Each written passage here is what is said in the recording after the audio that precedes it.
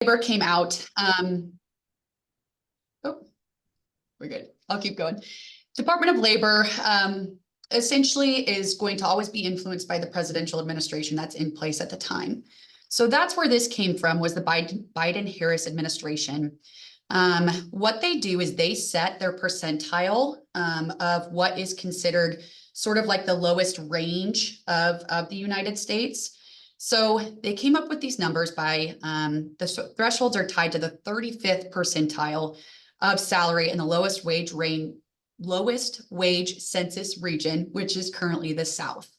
All administrations can choose different percentiles. I know the Trump administration was lower. I think they were at 30th percentile for determining this. So there will potentially be some effect by a new administration as far as what January 1st might bring. But what we're going to do is make a plan, and then we can always adjust with a plan B depending on how the political climate changes or doesn't.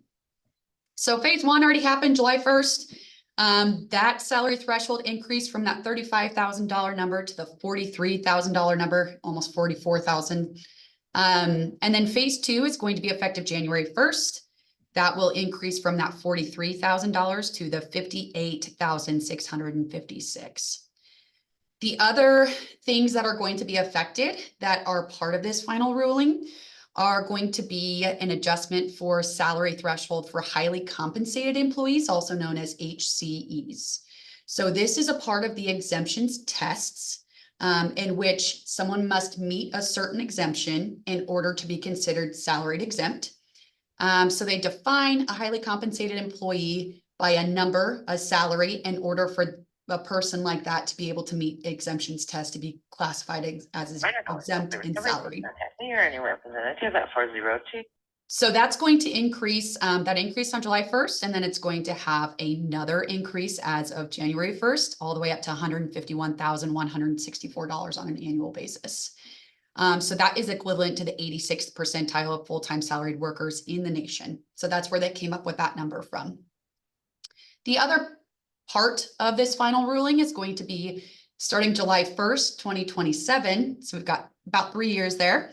The salary thresholds will update every 3 years by applying up-to-date wage data to determine the new salary levels. So they kind of have it more on a schedule now, which I think will be helpful. The purpose, what is the purpose of this? Because we look at these numbers, they are significantly higher than what we were at right now. The purpose of the rule is to restore the promise to workers that if they work more than that 40 hours in a work week, they should be paid more for that time. So right now, it's happening too often that lower paid salary workers are doing the same job as their hourly counterparts, but are spending more time away from their families for no additional pay.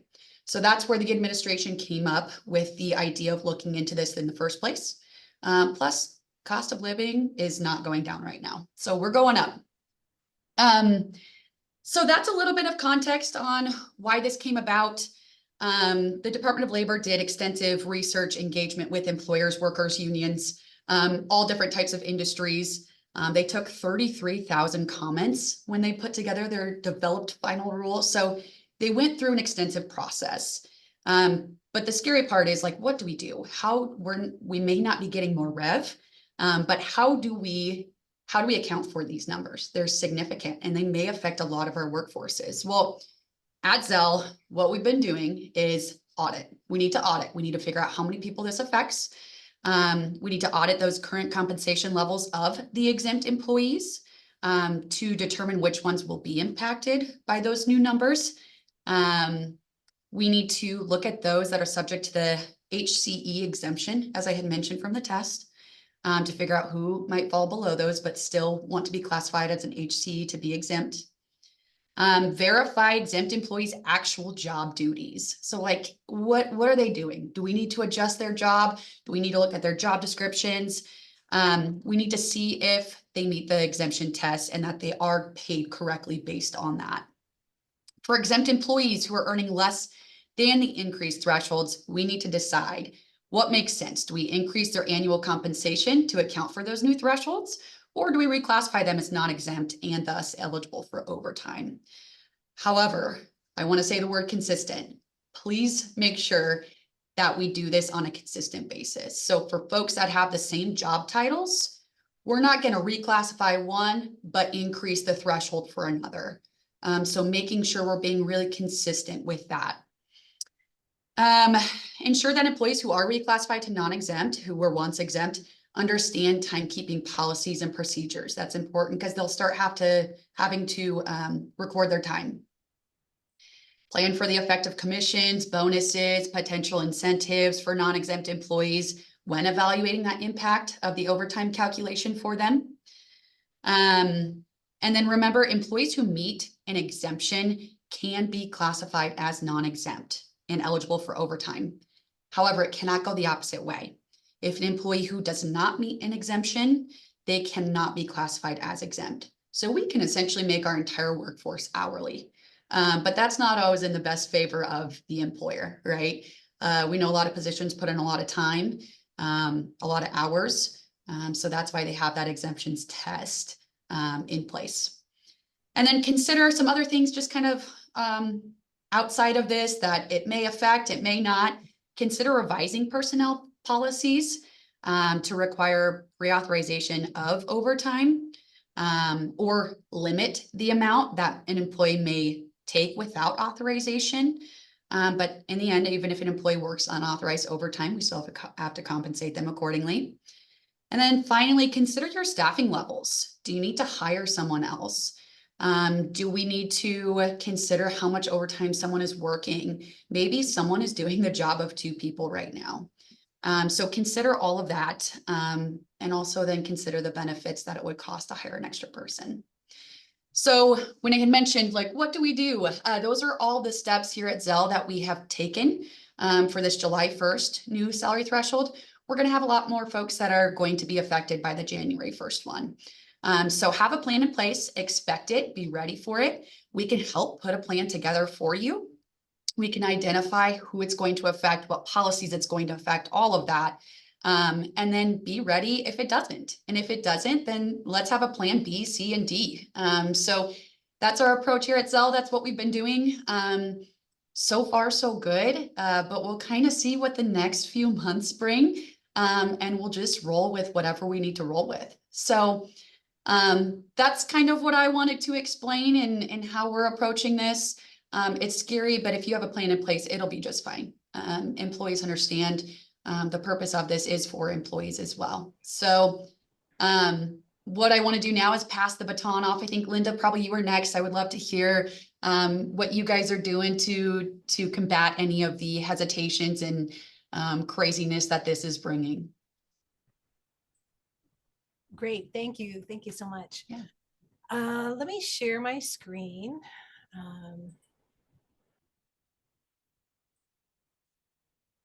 There we go. And this is duplicating a lot of what she said, but it does have some helpful links included, like in the first paragraph over here.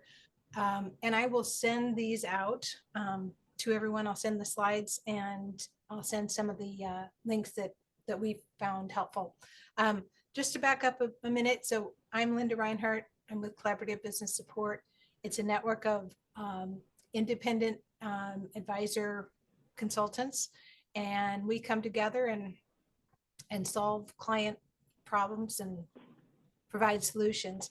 I have a number of folks on our team who are HR specific, and they specialize in things like recruiting and compliance and benefits and so on and so forth. And I will put that in the chat as well. But anyway, I just put together a few quick slides just to provide some language to this complex issue. So the next, go here. Oh, so what this is, they call it the FLSA's white collar exemptions is another name for this. And so Jordan went over a number of these key takeaways. I thought it was interesting on the last one there that it does not affect the duties test on the for the high compensated employees. So if you're already doing this, really it's kind of the thresholds that you're going to be paying most attention to, and then how to comply. And Jordan went over these changes. So there's a threshold that went into effect on July 1. Then January 1, there's another step up. And then the other thing that they wanted to include with this is that every 3 years there will be an adjustment, and that's just so they don't have to start all over again. And as Jordan mentioned, do those public hearings and meetings and so forth. So there are 3 criterias for determining how your employees should be classified and what their exemption is. And Jordan went over some of these as well. So these are called basically, well, the last one is the job duties. So there is a duties test out there, but like I said, it hasn't changed since the 2019 rules went into effect. So is it one of the questions that nonprofits have and small businesses have is there some kind of carve out that would be available to nonprofits or those that do not have a lot of employees or revenues depend on grants or other types of funding? And the answer to the overall question is no. However, it does say that commercial sales need to be $500,000 or more. So it's kind of confusing when you're reading this ruling as far as what is covered and how they will treat nonprofits. I would say stay tuned. As Jordan mentioned, there are going to be legal challenges, as there always seems to be. And so this may come up again. One of the links I'm going to send you is what they have put out is called a small business compliance guide. And basically it says the same thing as if you have employees that are working at a certain threshold, then they need to be audited. You need to audit your system and change them to either increase their salary or change them to hourly, how they're classified. So as we mentioned, so far two lawsuits have been challenged, and these are the reasons why they are, at least these 2 lawsuits have challenged the rule. So, the question is always, so what should we do? Should we just wait until this plays out and the next, as Jordan said, things could change with the next, if the administration changes. But the suggestions from legal experts is to start implementing these changes now so that you're in compliance. And the other thing there is the number 5 there is what does your state say? There are, I guess there are some states that have their own overtime rules, and so that would supersede these federal rules, but Nebraska does not. Is that something Nebraska would ever want to take on? I don't know. But anyway, that would be the only way that you would get around that, is if Nebraska had its own rules. But right now, Nebraska law is that we follow the Department of Labor rules and regulations. So what my question always is so what happens if, what happens if you don't do what if you don't comply? And so there's nothing strictly enforced. However, you set yourself up for investigations and possible penalties, or your employees suing you or people getting upset with how others, the unfairness of the process and how others are being compensated. So how do you prepare for this? And Jordan went over a lot of these already and what they're doing. So review your classifications, do your audits and see if there's some people that need to be changed as far as their classification. The next one, communicate, which is very important. Let people know this is coming down. Talk with your payroll and make sure that they are aware and how they're handling it. And also, it can affect benefits and what's being offered and how those are structured. So that would be of interest, I think, to at least especially the highly compensated employees. I had a friend who helped out. She works with a nonprofit, and so she was helping out with their call center, and thought she was being really nice. And anyway, she turned in her overtime, and they said, "Well, I guess you have next week off because." They had told her to, that would be great if you could help, and had given her a verbal approval, but it was just, it took them by surprise. So those are the kind of things that she had to rearrange all of her appointments, and so it was kind of a big mess. And I will turn this back over to you all. That's kind of all I had, and I will stop sharing. I would say let's open this up for questions, or is there anything else? Though, let me take that back. Anything else our HR vetted business partners would like to add before we open it for questions? Yeah, I'll just weigh in on this. I want to thank the other consultants for explaining so well the changes related to what's gone into effect.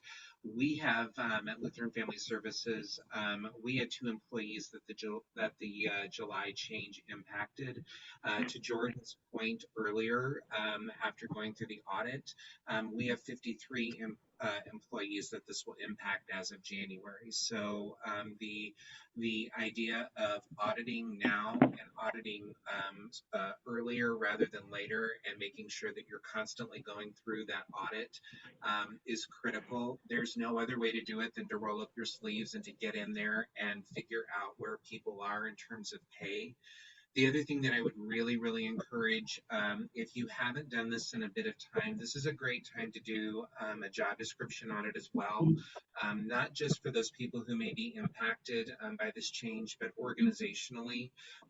If you've got people that are classified as exempt, that should be non-exempt, and vice versa, you want to fix that. I went through a DOL audit not so long ago at Lutheran Family Services from things that took place before I even joined the organization. You don't want to go through that. It is an incredibly time-consuming process. They have the opportunity to open your records, I think as far back as 3 years beyond from when the complaint was filed. And they do look at things like your job descriptions. They do make you go through and say why someone is classified as exempt versus non-exempt. So when you have the opportunity to do it, I would encourage you to do it, whether that's internally or through a consultant. And then the other thing that I would stress above all else is to make sure that as you're going through this process, that you're communicating with your executive leadership team, and that you do put together a thorough communications plan for your employees. They don't live in this world and they don't understand. All they want to know is when they're getting paid or how they're getting paid or what that looks like. So the more jargon you can remove out of the explanation of the communication plan so that it's approachable and easily understood, that would be advisable. When we coached our employees at LFS, the 2 that were changed, we went so far as to say this is not a Lutheran Family Services decision. This is a decision that's being made at a government level, I think was the term that I used, and walked through why things were changing. And the other thing sharing with them is in terms of where they were going from exempt to non-exempt. Nothing in terms of their pay is changing, their benefits are not changing. Everything remains the same except the way that they're classified.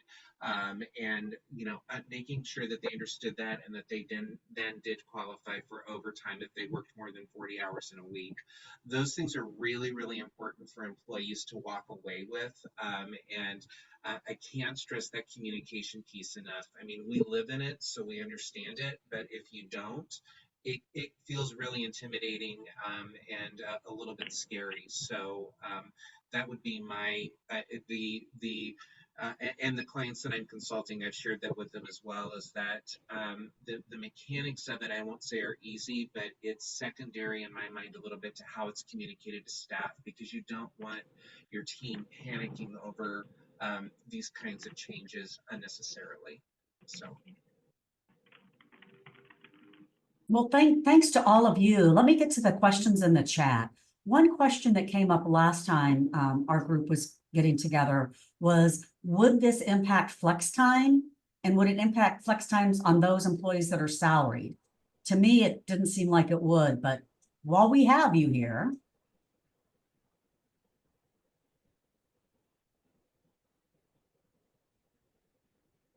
I think operationally it wouldn't impact your flex time.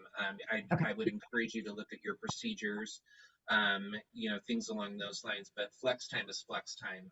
The one thing Right. you are going to want to make sure is that if you are moving someone from exempt to non-exempt, the big piece will be that they record their time correctly. The other thing that I would warn against as well is that if for individuals who have not had to record their time as meticulously as someone who is non-exempt, make sure they understand that they need to clock in and clock out for each event. If you're audited by the DOL and they see that someone is consistently clocking in at 8 a.m. every day and leaving at 5 o'clock every day on the nose, that's going to raise suspicions that they're not clocking in and clocking out when they should, and could call into question pay practices. So just make sure that they understand every event they need to clock in and clock out. Great, thank you. Okay, got a question here. What will teachers, paras, kitchen staff at a school fall under? Can we pay paras and kitchen staff over 12 months while they only work August through May? I know for teachers would qualify for exemption under the professional exemption. So that would be advanced knowledge, must be in a field of science or learning. So it does get hard when someone works a partial year. But for sure, teachers would qualify under that professional exemption. Likely paras and kitchen staff would typically be non-exempt or hourly. They probably, depending on what exactly they do, they would not qualify for any exemption under the executive, professional, or administrative. Great, thank you. Mhm. Another question, besides gross wages, can any monetary benefits be included towards this threshold? Things such as health stipends, reimbursement for cell phone use, those types of things. So I responded with a comment on that one. So stipends are not considered wages earned.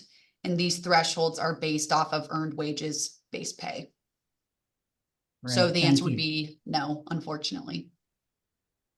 Great, and I see there's some more information on some of our business partners in the chat, as well as a link. Thank you, Linda, for dropping in the chat, kind of where you can get that fact sheet number 17A, and get those things squared away.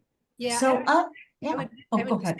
I would make a quick note on that. So when you go to that fact sheet 17A, which they reference in their press release and all over the place, it's dated September 2019. So it's not, and it says on there, keep checking back. So why it's not the most updated. So anyway, I just wanted to mention that because I started looking at it and then I,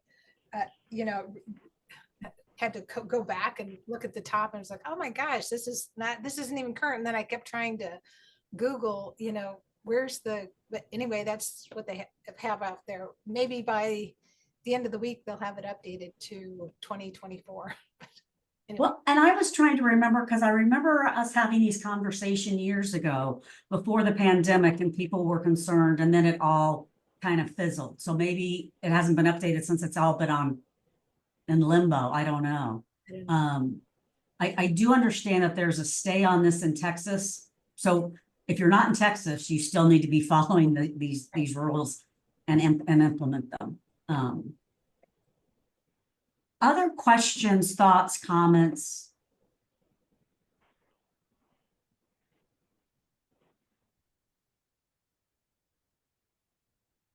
I see there's a question in the chat. They offer unlimited PTO. And so they're trying to figure out how this would work. If they moved an employee to non-exempt, they take a week off, and the week they come back, they work 42 hours. Paying that 2 hours of overtime feels strange to me. Same with flex time.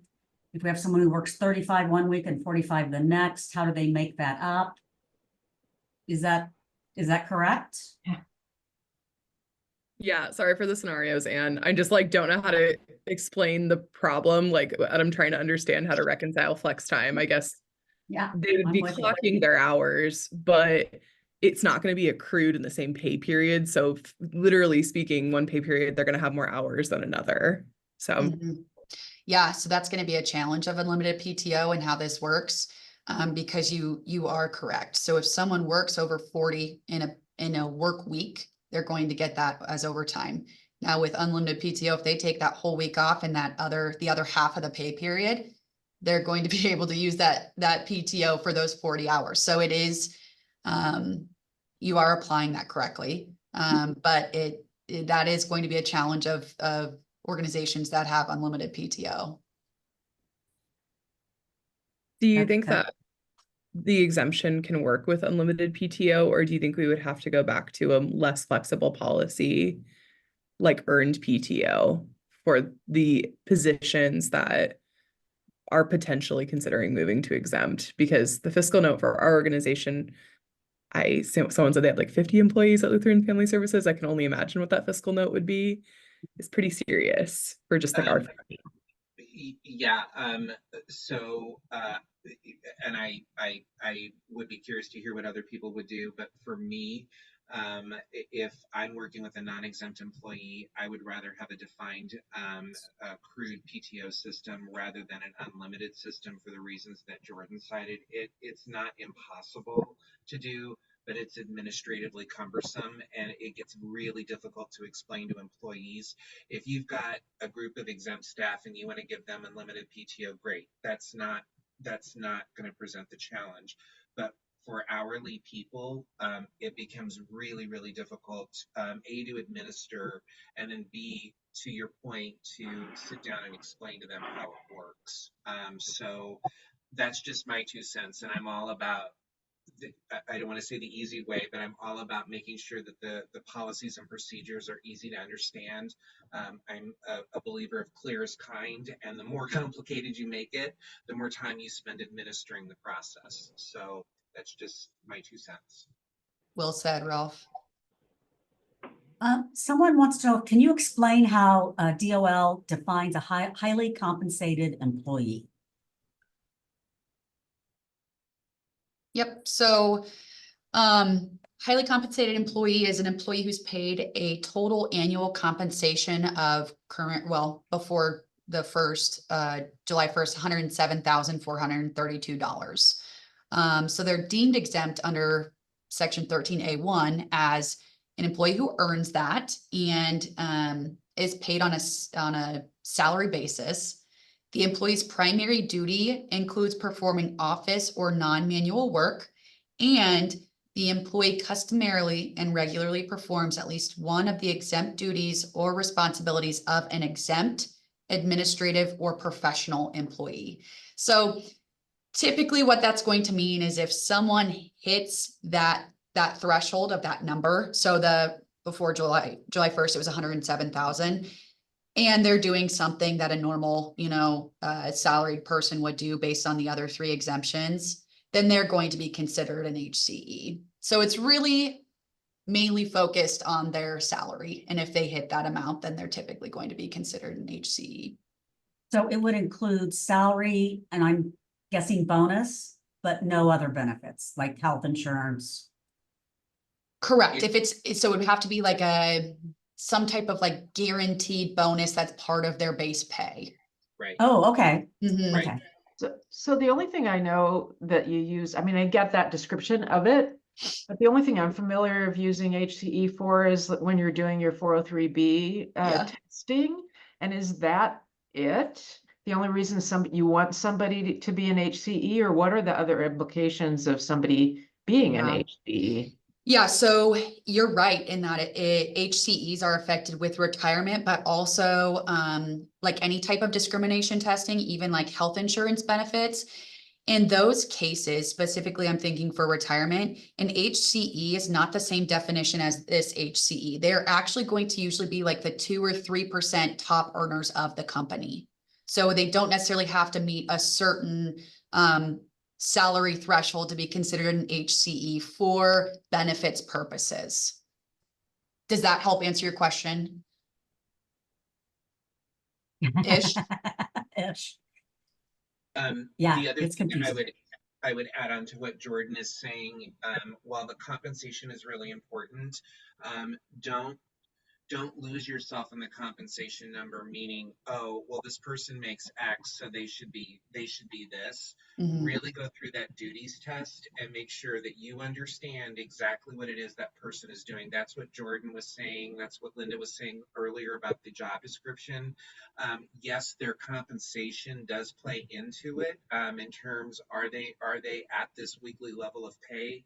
But under FLSA, you have a series of duty tests that they need to also hit to be considered an exempt employee. Mhm. So like on your executive, I think there are 4 separate tests that they have to quote unquote pass to be considered to get the exemption status for the executive. Be very, very careful not to just make assumptions and say, oh, well, they make this, they're exempt. Be really, really mindful of that, because you can wind up really creating a mess for yourselves.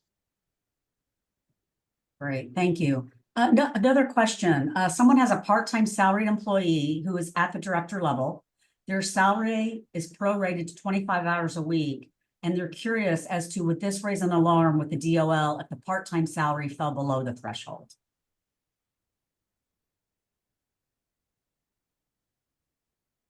Mm. Thinking. Are they, okay, so they're salaried and exempt. Basically, Ralph and Linda, I'd love to hear your perspective here, but I do think that could potentially raise an alarm with the Department of Labor. They're looking to see, I don't think they care how many hours a person is working. They're looking to They see what care they about do. the base pay. Is that what Right. you guys think as well? So I think it would be a problem. Linda, And are it- you on mute? That doesn't make sense. Yeah, I'm not muted. Yeah, I agree.